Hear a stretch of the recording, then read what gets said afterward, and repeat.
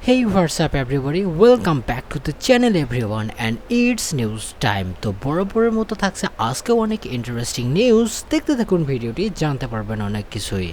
তো প্রথমের যে নিউজটি আসছে সেটি খুবই ইন্টারেস্টিং। আপনারা এতদিন শুনে এসেছেন যে কোনো কোম্পানি বা মানুষ যদি কোনো সুযোগ পায় তো সেটির সদ্ব্যবহার করে থাকে, আর এরকমটাই হয়েছে AMDর ক্ষেত্রে। কয়েকদিন আগের টেক নিউজ বা টেকটক্স এপিসোডে বলেছিলাম যে ইন্টেল তাদের যে i9 এর বক্স অর্থাৎ প্রিমিয়াম কোয়ালিটির বক্স করে থাকে এবং ইউনিক ডিজাইনের সাথে করে থাকে, তো সেটিকে ডিসকন্টিনিউ করতে যাচ্ছে বিকজ অফ হাইলি কস্ট।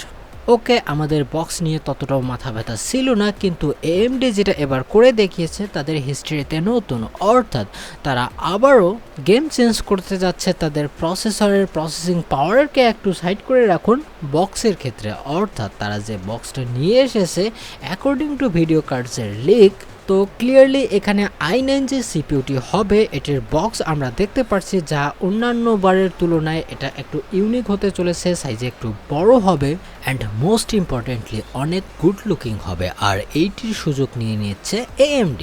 তাই বলা যাচ্ছে ইন্টেলকে আবারও চিন্তা ভাবনা করতে হবে তাদের বক্স নিয়ে, নট প্রসেসর।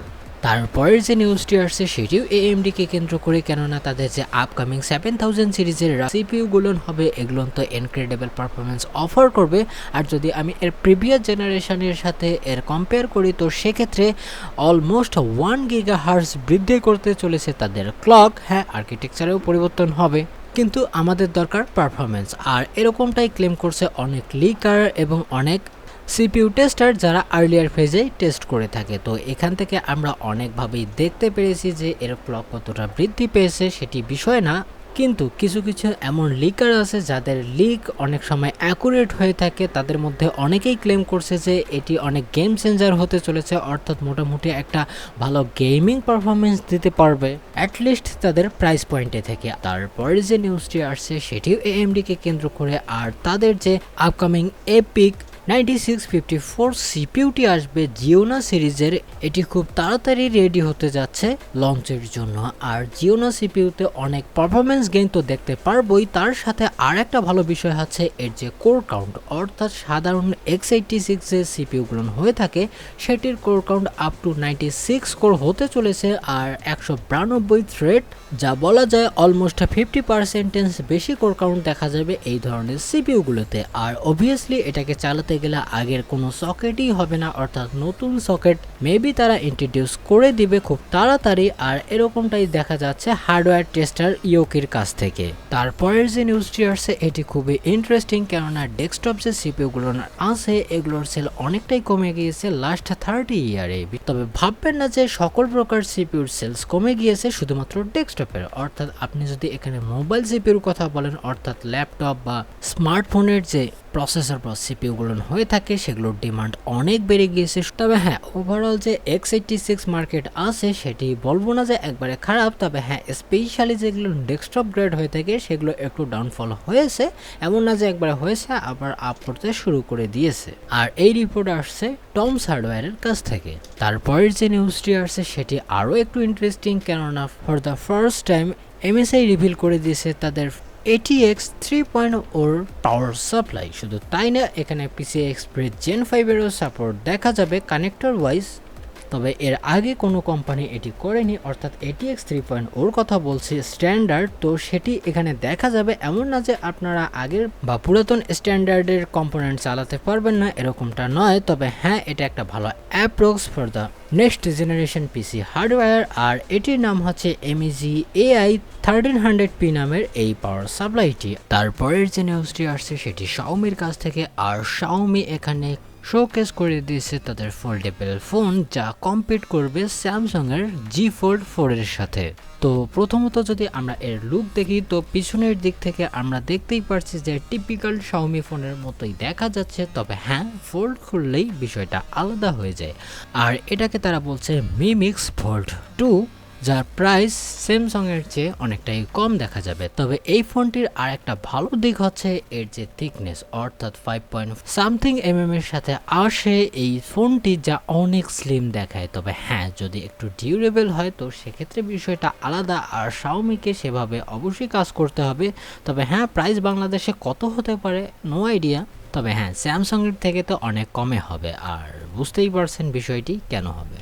তারপরের যে নিউজটি আসছে এটি অনেক ইনক্রেডিবল, কেননা যারা DDR5 মেমোরি ইউজ করছেন তো তাদের জন্য সুখবর, কেননা মেম টেস্ট x86 ক্লিয়ারলি আইডেন্টিফাই করতে পারবে কোন স্লটে বা কোন জায়গায় ফল্ট আছে DDR5 মেমোরি মডিউলের, অর্থাৎ একবারে বেসিক লেভেল থেকে একবারে ইনহ্যান্স পর্যন্ত এটি আইডেন্টিফাই করতে পারবে ডিরেক্টলি, যেটা একটা খুব ভালো অপশন হতে পারে।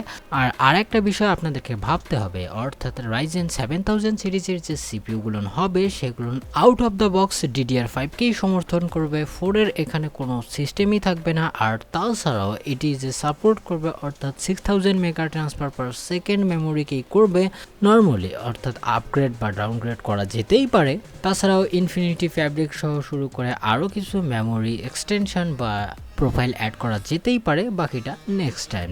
সো এখন চলে যাই জিপিইউ নিউজে, যার জন্য আপনারা এতক্ষণ থেকে ওয়েট করছেন।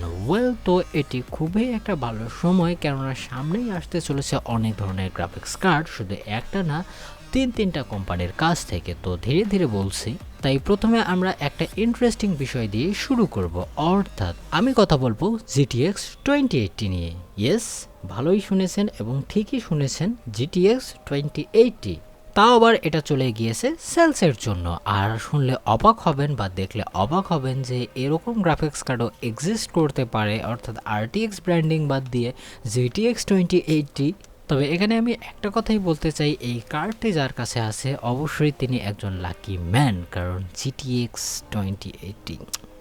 অলরাইট, তো চলে যাই পরের নিউজে। আর এখানে RDNA 3কে কেন্দ্র করে অনেক জল্পনা কল্পনা সৃষ্টি হচ্ছে যে কীরকম পারফরমেন্স করতে পারে। তো আপনাদেরকে বলি, এর যে হোল লাইন আপ থাকবে, অর্থাৎ আপনি নাভি 31, নাভি 32, নাভি 33 কথা বলেন, তো এগুলো খুবই ভালো রকমের একটা পারফরমেন্স করতে যাচ্ছে অ্যাকর্ডিং টু লিক।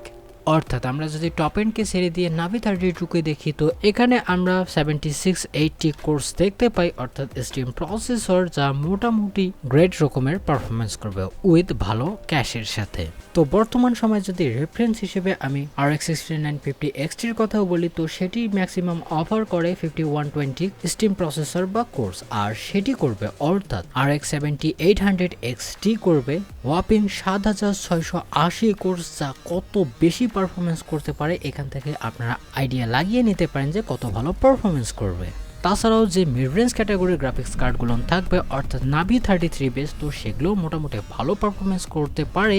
তাই হ্যাঁ, বিশাল একটা আশাবাদী আমরা এই ধরনের গ্রাফিক্স কার্ড থেকে। তারপরে যদি আমরা কথা বলি এনভিডিআর গ্রাফিক্স কার্ড নিয়ে, অবশ্যই বলতে হবে অ্যাডা লাভলেসের কথা। আর আপকামিং যে এনভিডিআর কার্ডগুলো আসতে চলেছে, এটিতে অনেক সময় দেখা যাচ্ছে কোনো স্পেসিফিক কার্ডের স্পেক লিক হচ্ছে, আর এগুলো হচ্ছে ডিফারেন্ট ওয়েতে, অর্থাৎ মেবি তারা কিছু লোকেট করে রাখছে আগামীতে পাবলিশ করার জন্য বা লঞ্চ করার জন্য। তো প্রথমত RTX 4080 এবং 4070 কথা বলে, তো এটিকে লো পাওয়ারে চালানোর জন্য বা রিকোয়ারমেন্টের জন্য কিছু শিডিউল করে রেখেছে। আর এই লিকটি আসছে কোপাইট 7 কিমের কাছ থেকে, যেখানে আমরা দেখতে পারছি নর্মাল পাওয়ার রিকোয়ারমেন্টের জন্য RTX 4080 গ্রাফিক্স কার্ড, তো সেক্ষেত্রে আমরা দেখতে পারছি 320 ওয়াট পাওয়ার।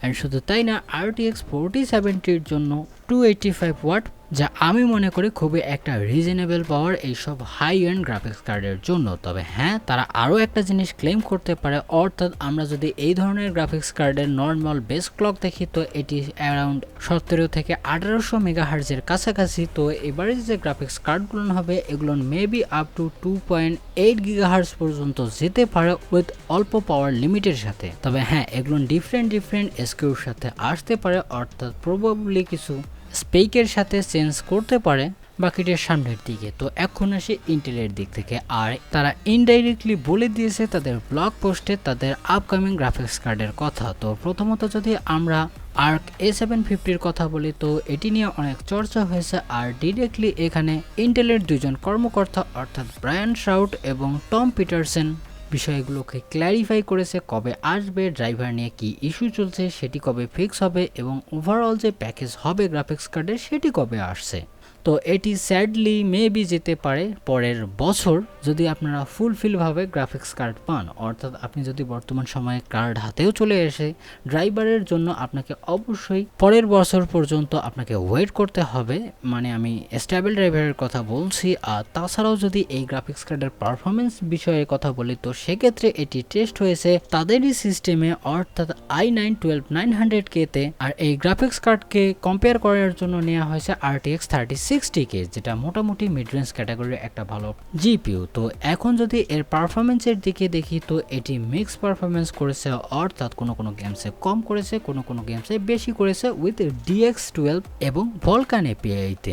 আর যদি আমি সকল গেমসের কথা বলি, অর্থাৎ এখানে মোট 40টা গেম টেস্ট করা হয়েছিল, তার মধ্যে মোটামুটি অ্যাভারেজে এসেছে 5% বেটার, যেটা আপনারা স্লাইডে দেখতেই পারছেন। তো এখানে বলবো না যে কোনো গেমসে কম করেছে, কোনো গেমসে বেশি করেছে, আমি বলবো অ্যাভারেজই আছে এখানে। তবে সেটি হলো তাদের ফার্স্ট পার্টি বেঞ্চমার্ক। তবে আমি জানি সেটাকে আপনারা অনেক গুরুত্ব নাও দিতে পারেন যতদিন না থার্ড পার্টি বেঞ্চমার্ক চলে আসে। তবে একটা জিনিস তো ক্লিয়ার, তাদের যে গ্রাফিক্স কার্ড হবে সেগুলো কিন্তু মোটামুটি পাওয়ারফুল বলা যেতেই পারে তাদের ফার্স্ট টাইমের জন্য। কেননা আপনাকে আরও একটা জিনিস বুঝতে হবে যে গ্রাফিক্স কার্ড মার্কেটে, অর্থাৎ কনজিউমার গ্রেডে তাদের কিন্তু নলেজ ধীরে ধীরে বাড়বে, অর্থাৎ ফিডব্যাকের মাধ্যমে বা অন্য কোনো মাধ্যমে। আই হোপ যে ভিডিওটি আপনাকে ভালো লেগেছে। যদি লেগে থাকে অবশ্যই একটা লাইক দেবেন, যদি কিছু বলার থাকে কমেন্টে লিখে দেবেন। আর এখনও আমার চ্যানেলটিকে সাবস্ক্রাইব না করে থাকলে তো প্লিজ চ্যানেলটিকে সাবস্ক্রাইব করবেন। আজকের মতো এ পর্যন্তই, ভালো থাকবেন, সুস্থ থাকবেন, বাই বাই।